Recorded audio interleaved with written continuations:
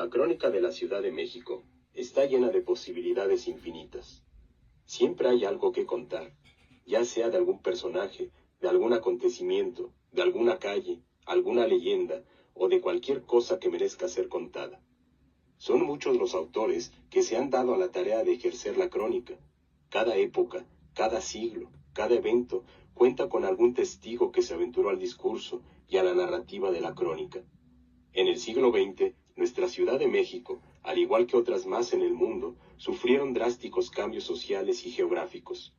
Cambios muy acelerados, impulsados por la modernidad, fueron modificando el entorno y percepciones de la vida urbana, y así como van surgiendo estos cambios, también surgen las figuras que buscan testificar de ello, y ya no solo por medio de la escritura, sino por medio de la musicalidad, medio ya demostrado desde la época de los juglares. La música es tomada como herramienta del discurso para dar testimonio de la sociedad moderna.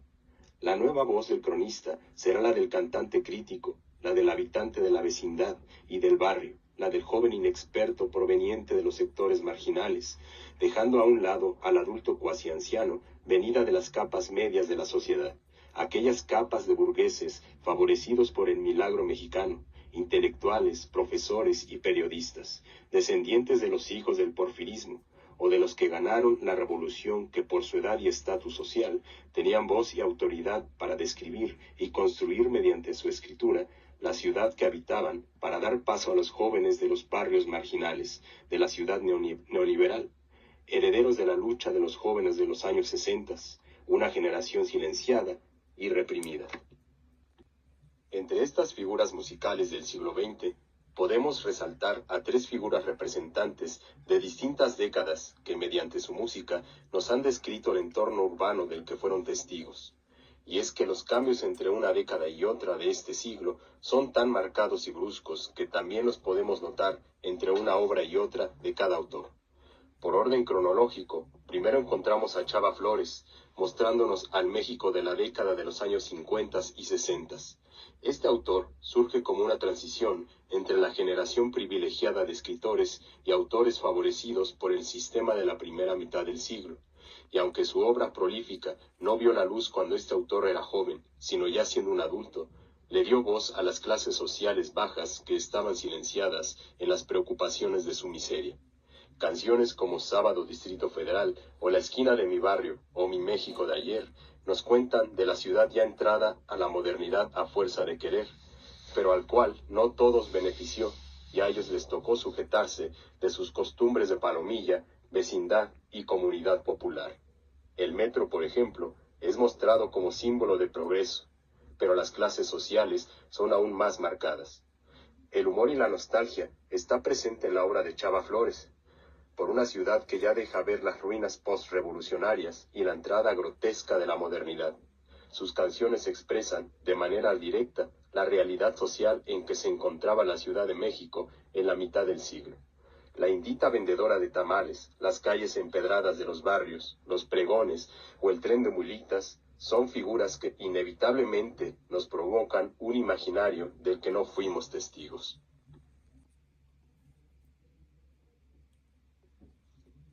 En segundo lugar, tenemos al rockero urbano, Rodrigo González, ya entrado a la década de los 80 y anterior al sismo trágico de 1985.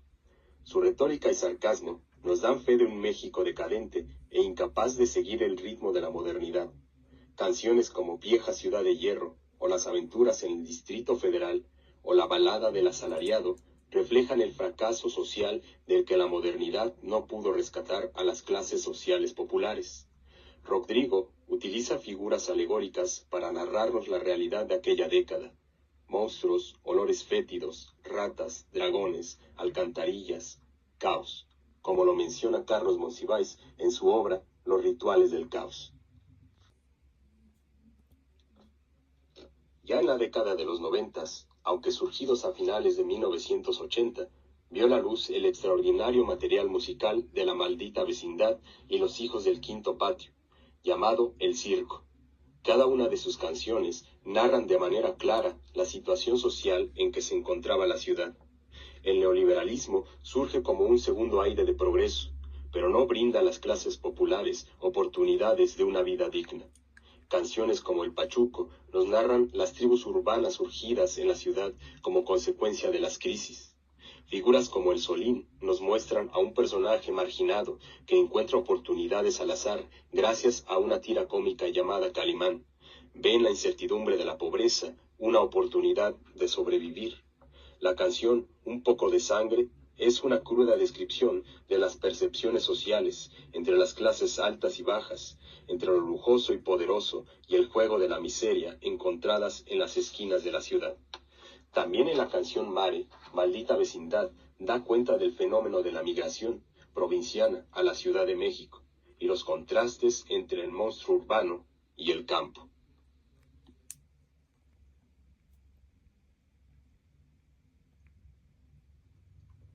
Todas estas obras musicales pueden ser consideradas como crónica, porque cumplen con la función de dar testimonio, pero se puede comprobar, y si es así, ¿de qué manera?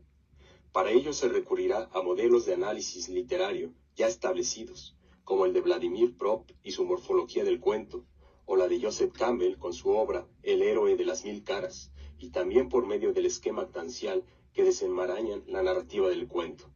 Cada uno de los personajes de las canciones se analizarán por medio de estos tres enfoques, para definir si se puede concluir si estas obras nos ofrecen un discurso literario dentro de la crónica. Ya entonces podremos deducir que estas tres figuras musicales pueden ser consideradas como cronistas musicales cumpliendo con el rigor literario. Es así como un Pachuco o Solín de la Maldita Vecindad son transgresores ante lo prohibido, al igual que El perro del periférico de Rodrigo González, o en Las bodas de vecindad de Chava Flores, en donde hay una complicidad entre la clase popular para los fines del evento. Es decir, que los personajes y situaciones de las canciones no solo pueden ser metidas en narrativa de la crónica a rigor personal, sino que deberán ser sometidas a un análisis literario para una conclusión definitiva.